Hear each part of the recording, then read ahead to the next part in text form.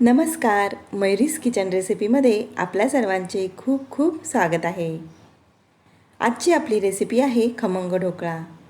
अतिशय टेस्टी, बाजारातल्यासारखा मऊ लुसलुशीत असा हा तयार होतो, ते सुद्धा घरच्याच उपलब्ध साहित्यामध्ये।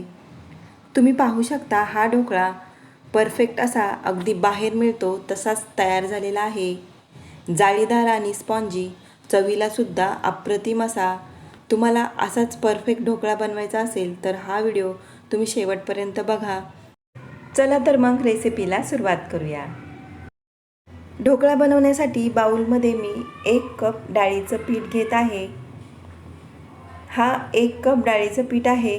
तुमच्याजवळ असा मेजरिंग कप नसेल तर तुम्ही घरच्या कुठल्याही वाटीने 1 वाटी पीठ घेतलं तरी चालेल आणि पीठ रेडीमेड किंवा घरच्या दळलेल्या डाळीचं सुद्धा चालेल। आणि हा अर्धा कप दही, तुम्ही जर वाटीने पीठ घेतला असेल तर त्याच वाटीने अर्धी वाटी दही घ्या। ढोकळ्यासाठी दही थोडं आंबटच घ्या। आता यामध्ये आपल्याला 2 चमचे बारीक रवा घालायचा आहे। रवा घातल्यामुळे ढोकळा खाताना घशाला चिकटल्यासारखा होत नाही। चवीनुसार मीठ घाला। 1 चमचाभर साखर घालायची आहे आणि अगदी थोडी पाव चमचा हळद थोडीशी कमीच घाला, कारण जास्त झाली तर ढोकळ्याचा रंग बिघडेल। आता यामध्ये आपल्याला 2 चमचे कुकिंग ऑइल घालायचं आहे। तुमच्या घरात कुठलंही खाण्याचं तेल असेल ते यामध्ये घाला। हे सगळे इन्ग्रेडियंट्स घालून झाल्यानंतर हे आपण एकजीव करून घेऊयात। हे मिक्स करून झाल्यानंतर यामध्ये आपल्याला अगदी थोडं पाणी घालून पुन्हा एकदा मिक्स करून घ्यायचं आहे। पाणी अगदी थोडंच घाला आणि मिक्स करून घ्या। या पिठामध्ये एकही गुठळी राहिली नाही पाहिजे, त्यासाठी व्यवस्थित असं हे मिक्स करून घ्या। कन्सिस्टन्सी तुम्ही बघू शकता, इतकंच आपल्याला हे पातळ ठेवायचं आहे। याच्यापेक्षा जास्त घट्ट किंवा पातळ नको आहे।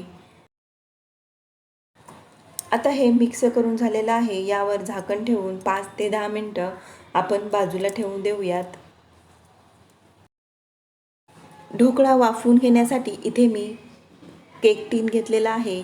तुम्ही केक टीनच्या ठिकाणी कुकरचा डबासुद्धा घेऊ शकता किंवा तुमच्याकडे कुठला पातळ डबा असेल तो सुद्धा वापरू शकता। आता याला आपल्याला सगळ्या बाजूने तेल लावून घ्यायचं आहे। तेल लावून झालेलं आहे। आता आपण भिजत ठेवलेलं मिश्रण बघूयात। 10 मिनिटं पीठ भिजवून घेतल्यानंतर तुम्ही पाहू शकता हे थोडंसं फुगलेलं आहे। रवा चांगला भिजल्यामुळे हे थोडंसं घट्ट झालेलं आहे। आता यामध्ये आपण मेन इन्ग्रेडियंट्स घालणार आहोत, तो म्हणजे इनो। इनोमुळेच ढोकळा फुगलेला आणि जाळीदार असा तयार होतो। हे सगळं पॅकेट मी यामध्ये घालून थोडंसं 1 चमचाभर पाणी घालणार आहे। त्यावर पाणी घातल्याबरोबर लगेचच आपण हे मिक्स करून घ्यायचं आहे, त्यामुळे हे पीठ थोडंसं फुगलं जातं। मिक्स करून झाल्यानंतर तुम्ही पाहू शकता कन्सिस्टन्सी जास्त पातळ किंवा घट्ट नाही। आता हे आपण केक टीनमध्ये काढून घेऊयात। त्यासाठी अगोदरच केक टीनला तेल लावून घेतलेलं आहे। इनो घातल्यानंतर फटाफट आपल्याला ही प्रोसेस करून घ्यायची आहे। सगळं पीठ यामध्ये ओतून घ्या। पीठ ओतून झाल्यानंतर हा डब्बा आपल्याला टॅप करून घ्यायचा आहे। टॅप केल्यामुळे यामध्ये एअर बबल्स असतील तर ते निघून जातील। आता हा आपण 15 ते 20 मिनिटं वाफवून घेणार आहोत। त्यासाठी एका मोठ्या भांड्यामध्ये मी अगोदरच 1 ते 1.5 ग्लास पाणी घालून गरम करत ठेवलं होतं। पाण्याला छान उकळी आलेली आहे। त्यामध्ये मी एक जाळी ठेवलेली आहे। आता त्यावर हा डबा ठेवून झाकण ठेवून आपल्याला 15 ते 20 मिनिटं वाफवून घ्यायचं आहे। ह्या ढोकळ्याला 20 ते 25 मिनिटं झालेली आहेत। आपण झाकण उघडून बघूयात। ढोकळा शिजला आहे की नाही ते बघण्यासाठी ढोकळ्याच्या मध्यभागी टूथपिक घालायचे आहे आणि चेक करायचं आहे। टूथपिकला पीठ लागलं नाही म्हणजे हा ढोकळा तयार आहे। तुम्ही सुरीने चेक केलं तरी चालेल। हा डब्बा बाहेर काढून घेऊया थंड होण्यासाठी। ढोकळा शिजला आहे की नाही हे चेक करण्यासाठी मध्यभागी चेक करा, कारण साईडने अगोदर शिजला जातो आणि मध्यभागी शेवटी शिजतो। त्यामुळे चेक करताना मध्यभागी चेक करा। ढोकळ्याला चटपटीत बनवण्यासाठी इथे आपल्याला फोडणी तयार करून घ्यायची आहे। त्यासाठी एका छोट्या कढईमध्ये मी 2 चमचे तेल घालून घेते।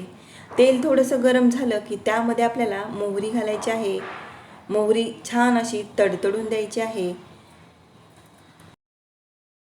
मोहरी तडतडली की त्यामध्ये आपल्याला पाव चमचा हिंग आणि 7-8 कढीपत्त्याची पाने घालायची आहेत आणि 4 ते 5 हिरव्या मिरच्या उभ्या कापून घालून घ्या।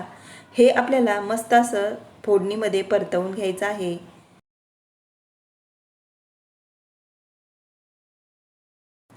हे परतून झाल्यानंतर आपल्याला यामध्ये अर्धी ते पाऊण वाटी पाणी घालायचं आहे।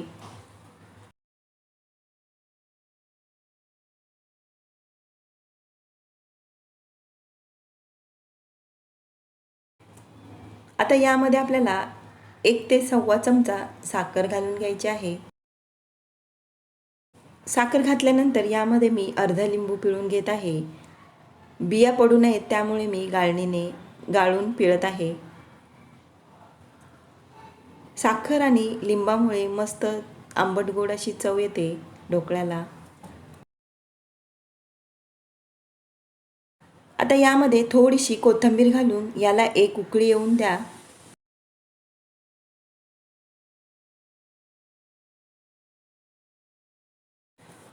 ढोकळ्यासाठी लागणारी फोडणी इथे आपली तयार झालेली आहे। ही मी बाजूला काढून घेते। ढोकळासुद्धा आपला थंड झालेला आहे। ढोकळा बाहेर काढण्यासाठी सुरीने त्याच्या कडा मोकळ्या करून घ्या, त्यामुळे ढोकळा इझिली बाहेर निघेल। आता यावर एक प्लेट ठेवून ती डिमोल्ड करा। छान असा आपला जाळीदार ढोकळा तयार झालेला आहे। तुम्ही पाहू शकता एकदम परफेक्ट। हा ढोकळा कट करून त्यावर आपण फोडणीचं पाणी घालून घेऊयात। फोडणीचं पाणी घातल्यामुळे ढोकळ्याला मस्त अशी आंबट गोड चव येते आणि दुसरी गोष्ट म्हणजे तो खाताना कोरडा कोरडा असा लागला जात नाही। बघू शकता मस्त स्पॉन्जी जाळीदार असा हा ढोकळा तयार झालेला आहे। आता आपण याला फोडणीचं पाणी घालून घेऊयात। ढोकळ्याच्या सगळ्या बाजूने व्यवस्थित असं हे फोडणीचं पाणी घालून घ्यायचं आहे। छान असा हा ढोकळा तयार होतो। नक्की ट्राय करून बघा आणि माझी ही रेसिपी कशी वाटली कमेंट करून सांगायला विसरू नका। रेसिपी आवडली असेल तर रेसिपीला लाईक करा। आपल्या चॅनेलला अजूनपर्यंत सबस्क्राईब केलं नसेल तर प्लीज सबस्क्राईब करा। खाण्यासाठी हा ढोकळा आपला तयार झालेला आहे। हा ढोकळा तुम्ही चिंच किंवा पुदिन्याच्या चटणीसोबत खाऊ शकता। तुम्हाला जर पुदिन्याची चटणी बनवायची असेल तर ती मी चॅनेलवरती अगोदरच शेअर केलेली आहे।